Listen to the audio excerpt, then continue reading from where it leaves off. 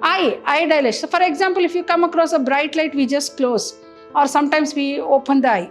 Zona fasciculata, which is the middle layer, mainly secretes glucocorticoids. What is gluconeogenesis? Conversion of proteins and fats into glucose. What do you mean by heterocrine? It acts both as an endocrine organ and an exocrine.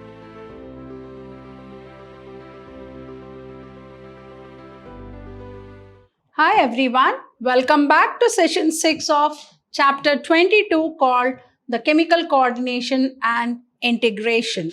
Myself, B. Shobharani from the Department of Biology, Vidyashram Pre-University College, the Temple of Excellence. Hope you remember in my last session, we started off with a very important endocrine gland called adrenal gland.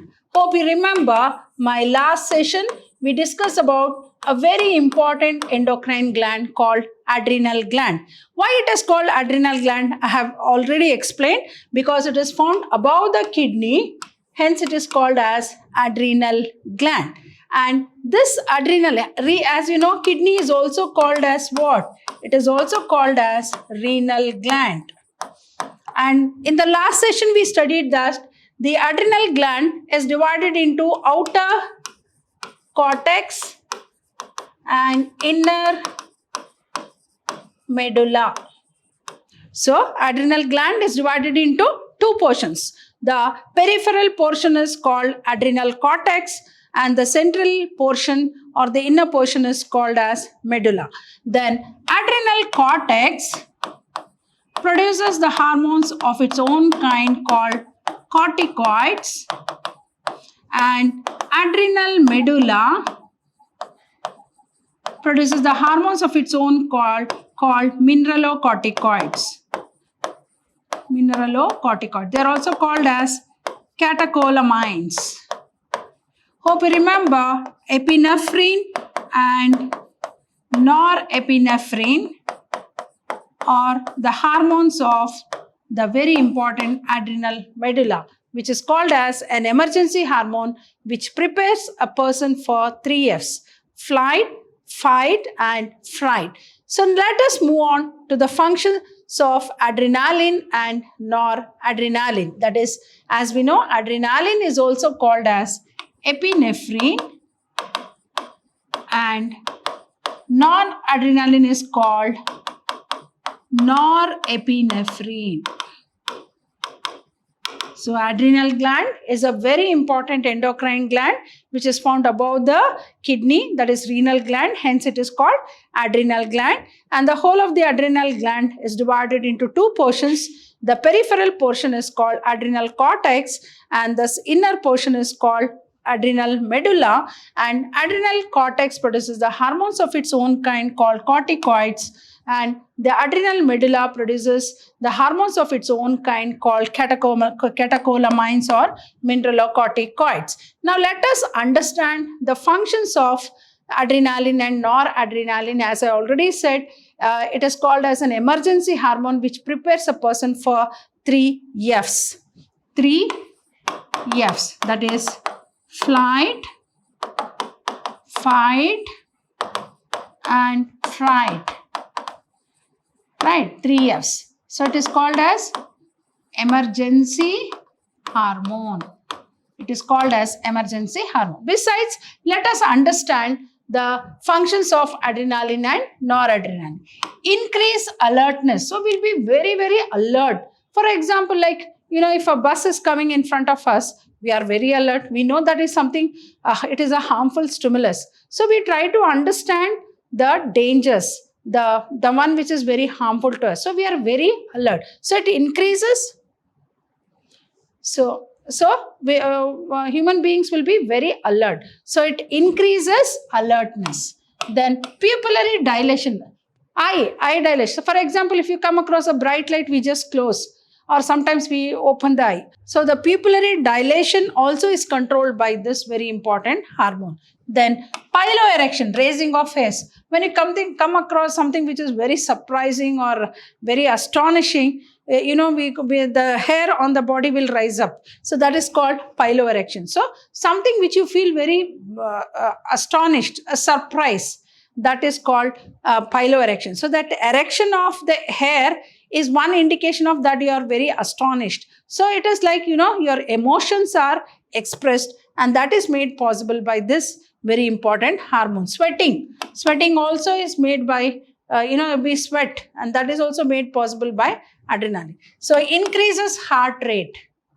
And at the same time, it protects the heart from the dangers or the shocks also. Then the strength of heart contraction is increased.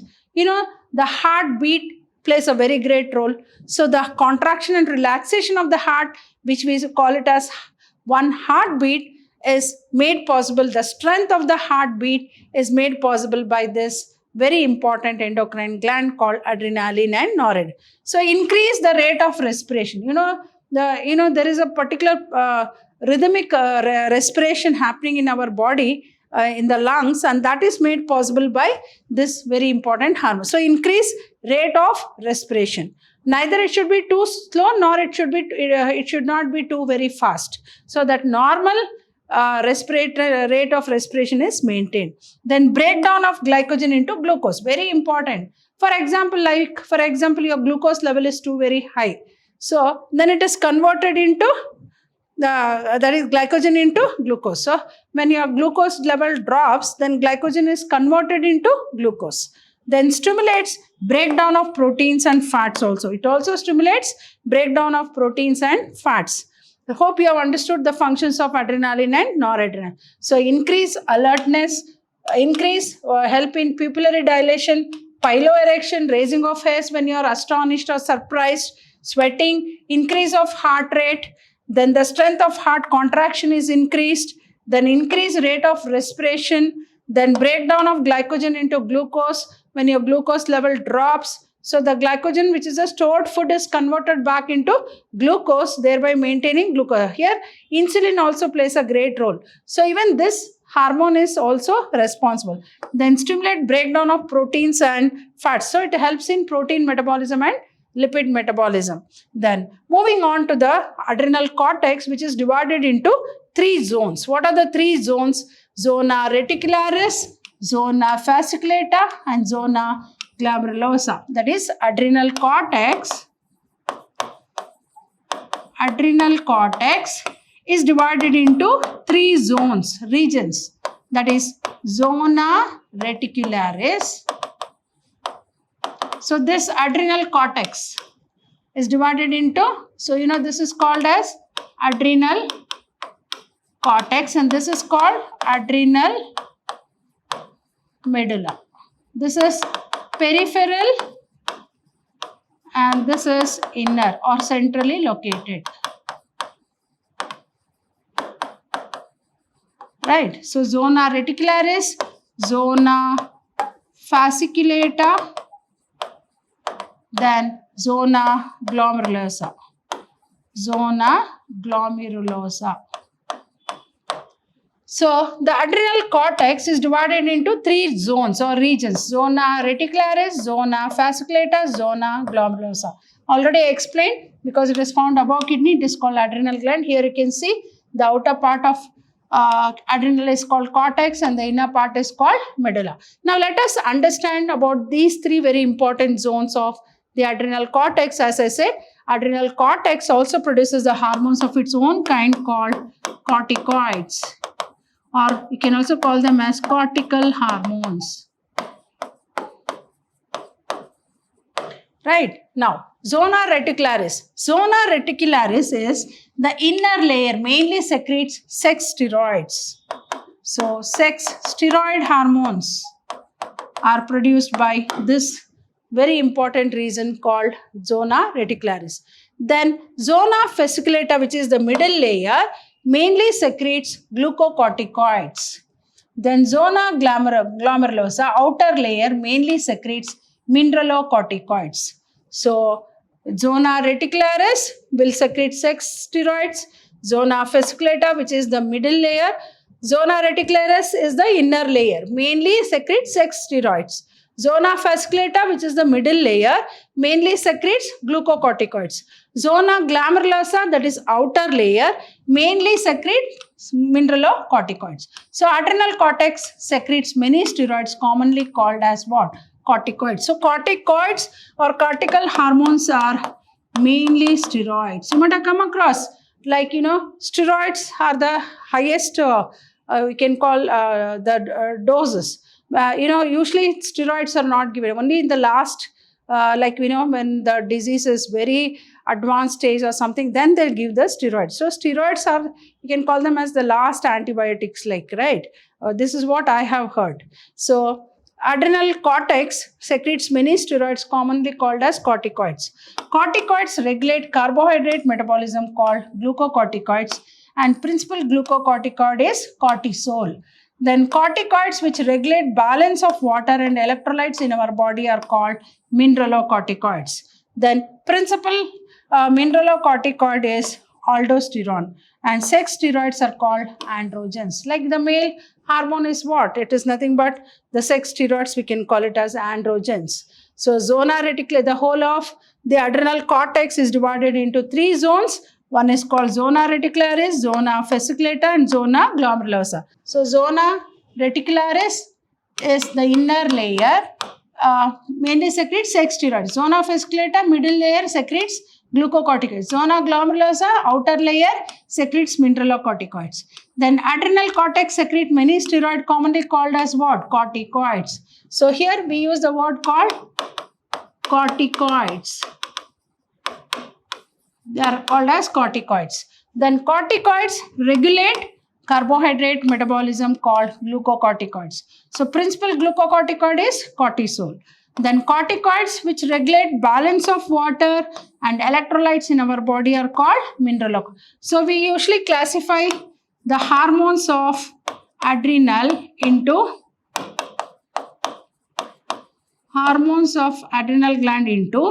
corticoids and mineralocorticoids.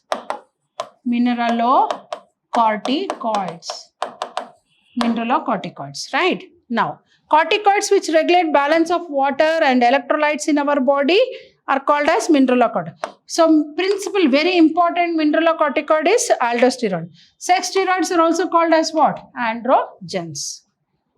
Then, functions of glucocorticoids. Let us understand the functions of What are glucocorticoids here? Corticoids which regulate carbohydrate metabolism are called as what? Glucocorticoids. So corticoids which regulate carbohydrate metabolism are called as glucocorticoids. Now let us understand the functions of glucocorticoids. Stimulate glucogenesis, that is conversion of proteins and fat into glucose. It is called gluconeogenesis. What is gluconeogenesis? Conversion of proteins and fats into glucose. Then stimulate lipolysis. What is lipolysis? Breakdown of fat. Then promote proteolysis. Conversion of protein into amino acids. Lysis means what? Breakdown. What are the building blocks of proteins called amino acids? Then promote proteolysis. That is the breakdown of proteins. That is conversion of protein into amino acids. Then inhibit cellular uptake and utilization of amino acids. Inhibit cellular uptake and utilization of, as it is repeated here, amino acids. Then cortisol produces anti-inflammatory reactions and suppresses the immune response. And cortisol also stimulates RBC production. So what are the functions of glucocorticoids? That is stimulate gluconeogenesis, conversion of proteins and fats into glucose. Then stimulates lipolysis. What is lipolysis? Breakdown of fat. Then promote proteolysis. What is proteolysis? Conversion of protein into amino acids. Then it is also responsible for inhibiting cellular uptake and utilization of amino acids.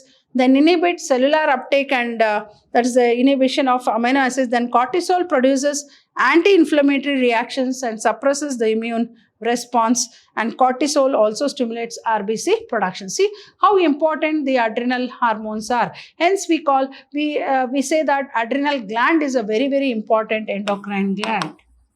Adrenal gland is an important endocrine gland. See, the secretions of these endocrine glands, which we use the word called chemical substances or chemical messengers or hormones, have a great role to play in carrying on various physiological processes inside our body. As I said, endocrine glands are ductless glands. So their secretions and their mode of action is very fast because they directly pour their secretions into the bloodstream. From there on, the blood carries the hormones to its target organs. So very important these endocrine secretions are, or the endocrine hormones are. So moving on to the functions of aldosterones. As we have already studied in the previous session, aldosterones are, here you can see principal mineralocorticoids are called aldosterones. So principal mineralocorticoids are called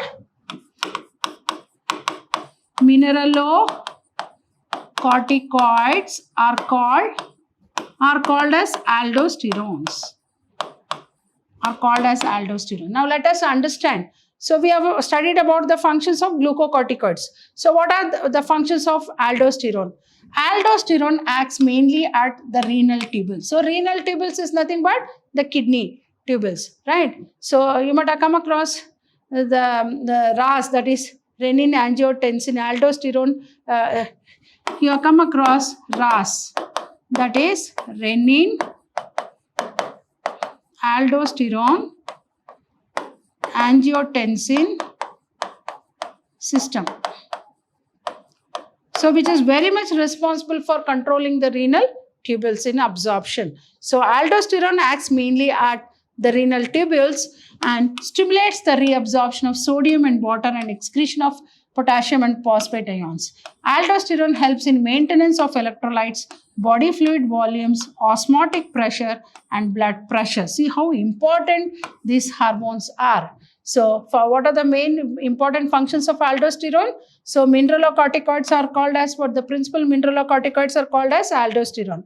So aldosterone acts mainly on the renal tubule and is very responsible for a very important system called RAS. What is RAS? Renin aldosterone angiotensin aldosterone system it is called. What is this RAS or system helpful in? Stimulates the reabsorption of sodium, water and excretion of potassium and phosphate ions from the renal tubules. So mainly from the renal tubules of a nephron. Namely what? PCT and DCT and CT. That is proximal convoluted tubule, distal convoluted tubule and collecting tubule. So stimulates the reabsorption of sodium and water and excretion of potassium and phosphate ions. Then aldosterone helps in maintenance of electrolytes in the body, body fluid volume, osmotic pressure and also blood pressure. So functions of androgens. Androgens are nothing but we use the word called male hormones, which is responsible for formation of male secondary sexual characters, which is produced by the testes, but play a role in the growth of axial hair, pubic hair and facial hair during puberty. So androgens are responsible for the male reproductive formation of male secondary sexual character. So aldosterone acts mainly at the renal tubule, stimulates the reabsorption of sodium and water and excretion of potassium and phosphate ions. Aldosterone helps in maintenance of electrolytes, body fluid volume, then osmotic pressure and blood pressure. Function of androgens play a great role in growth of axial hair, pubic hair and facial hair during puberty. So moving on to the next very important endocrine gland called pancreas. Here you can see the pancreas. Here you see the pancreas lies behind the stomach. Here you can see the pancreatic duct. Here you can see the stomach and the liver, gallbladder and common bile duct. So this is the anatomy of pancreas. We all know that pancreas is a heterocrine organ. What do you mean by heterocrine organ? It is acting as both endocrine and exocrine. Hence it is called as heterocrine. What do you mean by heterocrine? It acts both as an endocrine organ and an exocrine. What is endocrine organs? Already we have studied. Endocrine organs are ductless endocrine glands are ductless glands where they produce secretions called hormones which are directly poured into the bloodstream because of the absence of ducts. Hence, they are called as ductless glands. Whereas the exocrine secretions, the exocrine glands are called duct glands, where the secretions pass through pipe-like structures called ducts. And the exocrine secretions will not be called as hormones. So, it acts as both. The endocrine part of pancreas is called islets of Langerhans. Islets of Langerhans. And this islets of Langerhans produces two types of cells, alpha and beta. Alpha cells produces a hormone called glucagon and beta cells produces a hormone called insulin. And the exocrine part of pancreas called acini cells produces pancreatic juice which helps in digestion of food, particularly protein, digestion of food. So it is acting both as an endocrine and exocrine. So this is pancreas plays a very great role in the human body. For example, as we all know that you have heard about a very important disease called disorder, we can call it a diabetes mellitus. ಕನ್ನಡದಲ್ಲಿ ಹೇಳ್ಬೇಕಂದ್ರೆ ಸಕ್ಕರೆ ಕಾಯಿಲೆ ಅಂತ ಹೇಳ್ತಾರೆ. ಅಂದ್ರೆ when the sugar level is very high in the blood, so immediately insulin comes to the insulin, that is the beta cells of islets of Langerhans will produce insulin, and this insulin will convert glucose into glycogen, right? For example, your glucose level drops, low diabetes anta helತೀವಿ. So in that case also glucagon will come to the rescue, where it converts back glycogen into glucose and maintains the glucose level in the blood. So very important is this pancreas. So we have this pancreas has a great role to play both as an endocrine gland as well as an exocrine gland. So now let us understand. So pancreas is a mixocrine gland which acts as both exocrine and endocrine gland. So it is, you can call it as a double gland or heterogland. Why it is called double gland? Because it acts as both endocrine and exocrine gland. The endocrine part consists of what? Already I said, islets of Langerhans. So there are 1 to 2 millions of islet Langerhans in pancreas, representing only 1 to 2% of the pancreatic tissues. So there are two principal cell types in islets of Langerhans. That is, cell secretes glucagon, alpha cells. This is alpha cells and beta cells. So alpha cells and the beta cells. So beta cell secretes insulin. Already I told you how important it is. So pancreas is a heterocrine gland, acts as both an endocrine and exocrine gland. The endocrine part of pancreas is called islets of Langerhans, which produces two types of cells, alpha and beta cells. Alpha cells produces glucagon and beta cells produces insulin. So hence it is acting as both an endocrine and exocrine gland. It is called heterocrine, or it is also called double gland. As I said, suppose if glucose level drops, immediately glucagon from the islets of Langerhans is produced and it converts back glycogen into glucose. For example, if the glucose level is very high, then immediately the beta cells of the islets of Langerhans will release insulin, and this insulin will convert back glucose into glycogen. So that is how the glucose level in the blood is maintained. Such a very important this endocrine gland is. Hope you have understood about the very important endocrine glands, what we have discussed in this particular session about the adrenal glands and the adrenal hormones, that is about the functions of glucocorticoids and the functions of aldosterone, that is the mineralocorticoids, and we have studied about a very important endocrine gland called pancreas. So imagine how important all these endocrine glands are for the human body, and see the role they have to play in controlling various physiological processes inside our in our body. So as I said, imagine if pancreas was not there, glucose level and the whole body functions would have been disturbed. But imagine because there is an internal environment called homeostasis, how this control is happening automatically. And all these endocrine secretions or hormones play a very great role in various physiological processes. So I'll be back in the coming session with some more interesting concepts of this wonderful gland called pancreas. Till then, goodbye and thank you.